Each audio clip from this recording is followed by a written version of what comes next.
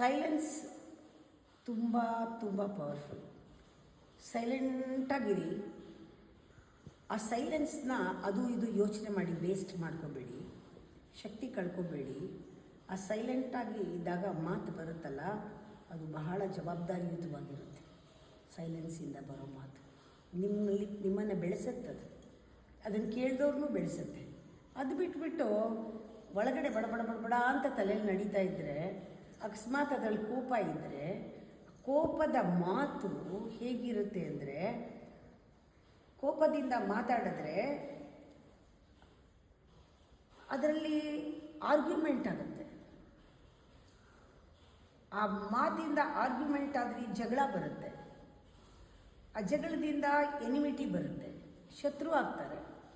ನಿಮ್ಮ ಕೋಪ ಸೇರಿಕೊಂಡಿರೋದ್ರಿಂದ ಆ ಮಾತಲ್ಲಿ, ಆ ಟೋನ್ನಲ್ಲಿ ಏನಾಗುತ್ತೆ, ಆರ್ಗ್ಯುಮೆಂಟ್ ಆಗುತ್ತೆ. ಬೇರೆಯವ್ರು ನೋಡಿದವರು ನೀವು ಸಾಹಸ ಬೇಡ ಅಂತಾರೆ.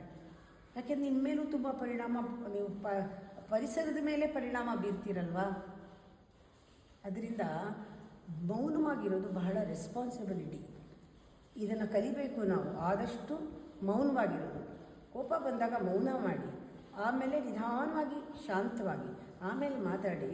ಆವಾಗ ನೀವು ಅಲ್ಲಿ ಆರ್ಗ್ಯುಮೆಂಟು ಇರಲ್ಲ, ಅಲ್ಲಿ ಜಗಳನೂ ಇರಲ್ಲ, ಅಲ್ಲಿ ಕನ್ಫ್ಯೂಷನ್ನೂ ಇರಲ್ಲ, ಏನೂ ಇರಲ್ಲ. ಅದು ನಮ್ಮ ಕೈನಲ್ಲೇ ಇದೆ ನಾವು ಮಾಡ್ಕೊಳ್ಳೋದು.